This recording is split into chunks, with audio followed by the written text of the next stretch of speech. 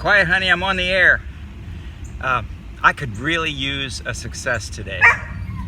Yesterday was not a complete blowout, but I had bad luck. Starting with an appointment at the eye doctor where I was supposed to get my new contact lens prescription, and when I got there they told me that I'd have to come back another day. I mean, you know what it takes for me to finally get around to going down and getting my eyes checked? It was 5 years, well 4 years since I got my last eyes checked. And anyway, it made me mad. But you know what? It was probably because I didn't have my Carpetbagger doll with me. And I've got him with me today, helping me because my second failure yesterday was this pump. See, my pool pump went out right before the hurricane was supposed to come. And yesterday I took it all apart. See all these parts, and I got new parts. These are some new ones for the broken things, and this is the motor, which it doesn't look too good, but it seems it's not perfect. Okay, I admit that. But anyway, I might have to replace the motor too.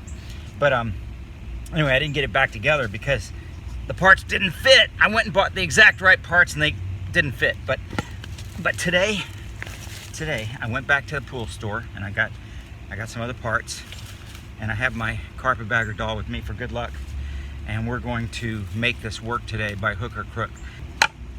And so this is going to go together. Look at that. It's kind of glovish, wouldn't you say? All right, so first thing we're going to do is put this back on the motor.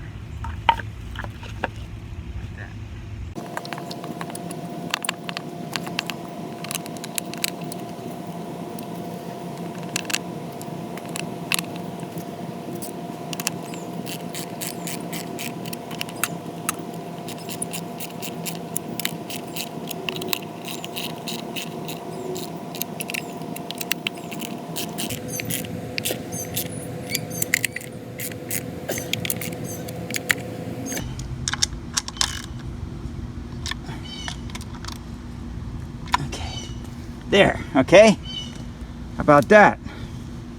I don't know what happens next.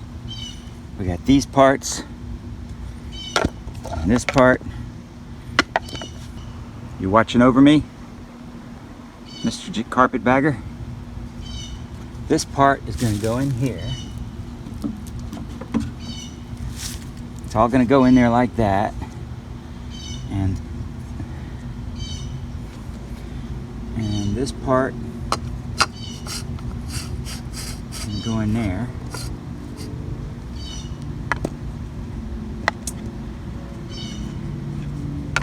And this part's going to go in here.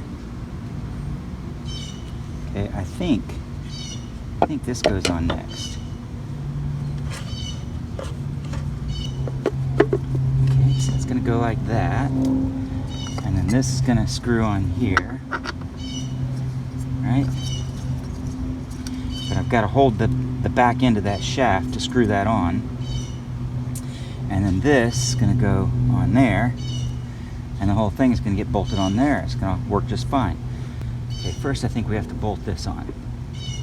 I think the whole thing goes in with these going this way, and then these go into there. So this doesn't go on yet, but this has to get screwed onto that shaft, and the only way to do that is by taking the back end of that motor off and grabbing the shaft from the rear, if I'm not mistaken. Now this is the kind of stuff that I really usually need Tim to help me with, because he's so good at this mechanical stuff and I'm not. But I'm gonna lose Tim. Tim is not going to be with me for a long time.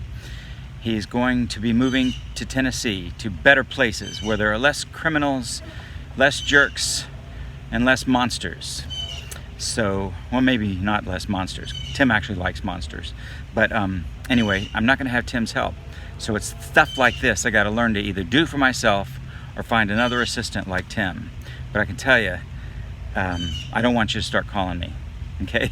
Because it took Tim a lifetime to become as good at mechanics as he is. And you kids that think you're gonna come down here and replace Tim are out of your tree. So, it holds this back on.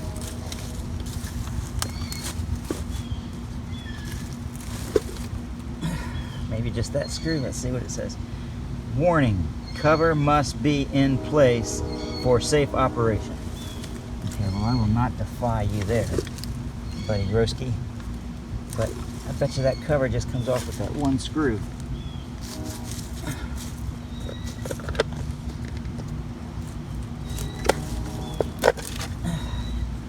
There we go. Now, oh look, here's the deal. Right there, look at that. Alright. So do I have a box wrench this size? Look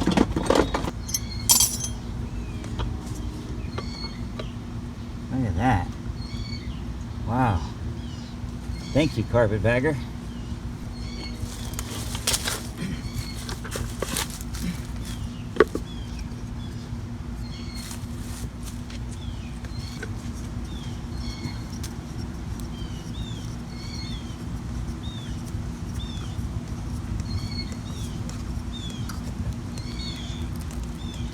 Boy, I think I did it.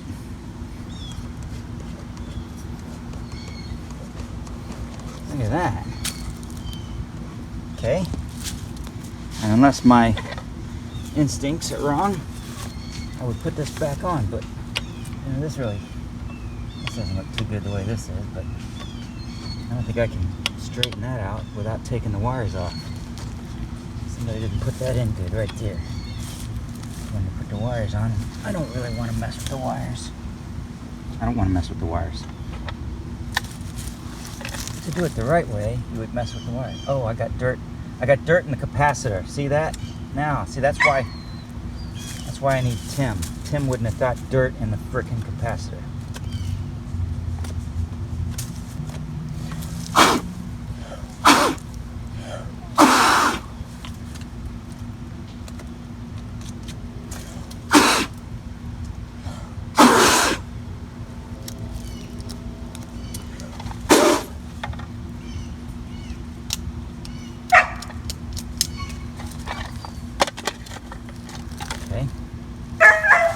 And because I didn't note exactly which position that was in, I'm gonna have to figure that out. See, that's another thing Tim wouldn't have done.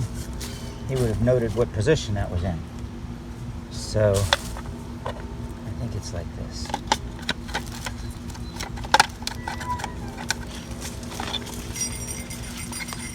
Hey, it's my dog.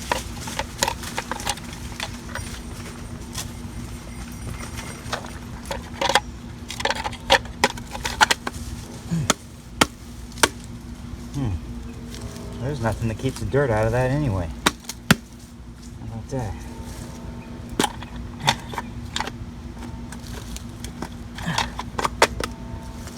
Hey, it's going back together, you guys. Okay.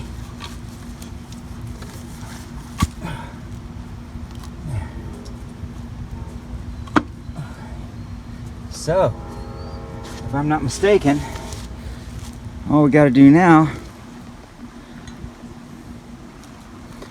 is screw that baby back in there.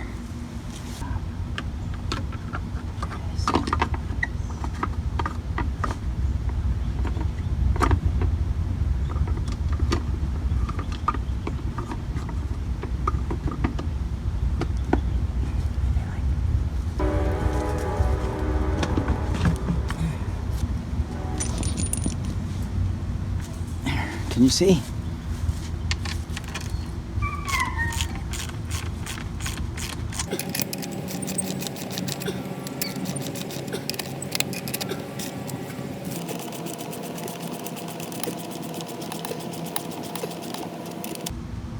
I forgot to put some lube on something. I was supposed to lube something.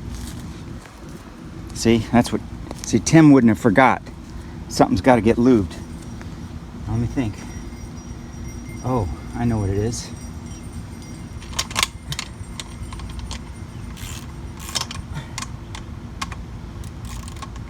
Now normally, I would just say to heck with it. It'll be fine without lube. But that's not what Tim would say. Tim would say, you better take it back apart. Okay. All right, Dad. I'll take it back apart. How come you didn't remind me to put lube on that thing?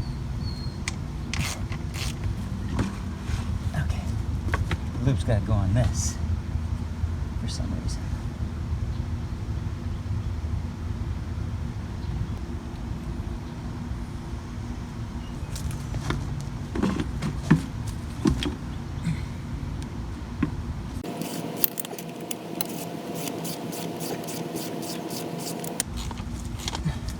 Now I got a quote to replace this whole pump instead of just fixing what was broken. It was $900. Anyway, looks like we're ready to test it. We're ready to fire it up and see what it does. Okay, are you ready, Carpetbagger? All right, sounds good. But will it draw? Oh, I haven't put in the ground yet. Oh, where does the ground go? I forgot. Didn't the ground go on the outside somewhere? Oh yeah, it's way over there. See, I got this thing on the wrong way. It was, I think it was 90 degrees. Oh shoot, I might have to take it all. No, I think I'm gonna barely get it here. I think I got lucky. I'm gonna barely get it. And you know what? This thing really probably should be facing down so the rain doesn't go in it. I bet I should have put this down 90 degrees. Do you guys think I need to take this back apart? Or just build a little roof over this thing? I think I need to build a roof over it. Especially if it works. Tim would probably have fixed that. I want to move you out of the way just in case we get some water. Okay, it doesn't seem to be moving water yet.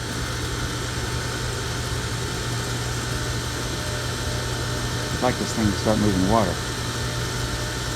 Let's see what's going on here.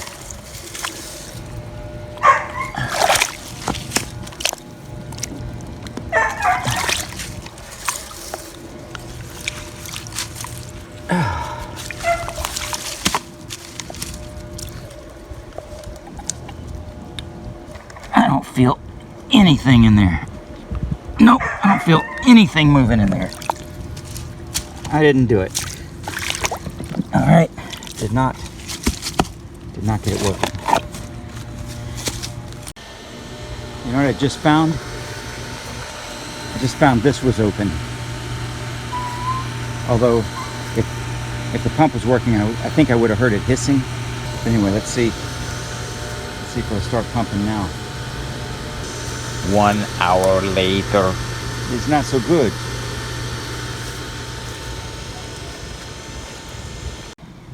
Okay, Mr. Carpetbagger, we're going to go back down to the pool store and show them this video and see if they can tell me what's wrong. All right, I'm back from the pool store, which, by the way, sells my leaf eater. I told the guy, guess what? I'm the inventor of the leaf eater. And he goes, sure. What do you want? I said, well, I put my pool thing back together and it's still not moving water. It sounds good. I showed him a video, the one you just saw. And he says, yeah, it sounds good. It should work. He says, but you probably need to prime it. You need to get the water going. So he told me, go ahead and open this baby up. He says, you need this to release the air out of this big tank here. And take off this. Yeah. Somebody put this on with vice grips, I think. All right. And he says, you pour the water in there. And don't use a hose because that's too slow. You got to use a bucket. See, the bucket, because you can pour water in here, and then it'll suck that water, and then it'll create momentum and it'll pull the air behind it and bring the water behind that. It'll be faster than using a hose where you have to fill up this whole thing. So we'll see about that.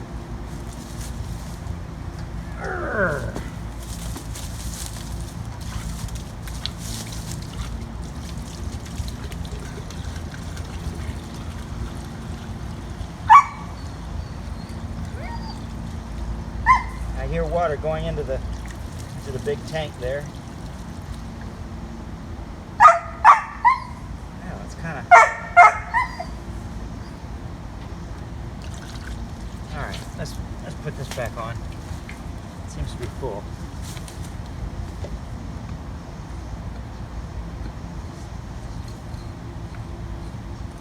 I told him it's very personal. I hope to get this thing working. So here we go. Ready?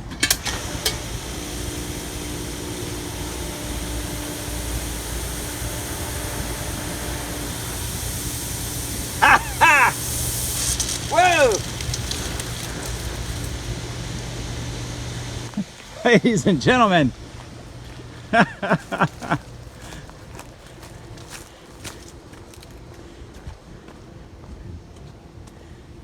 There's movement.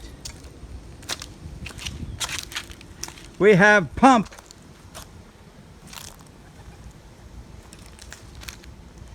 That guy was right. Look at that.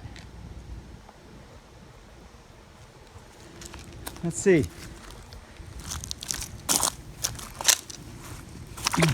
That is moving water.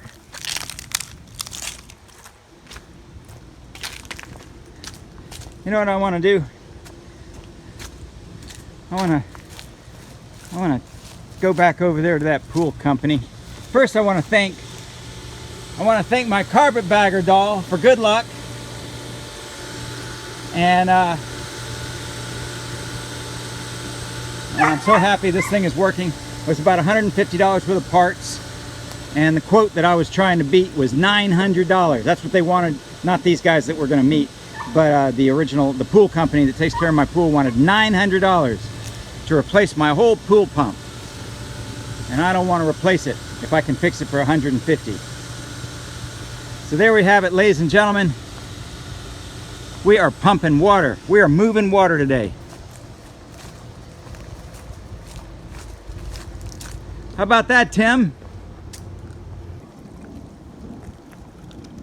Yeah, that's moving. That's moving lots of water. Let's put this rock in there. Hold it down.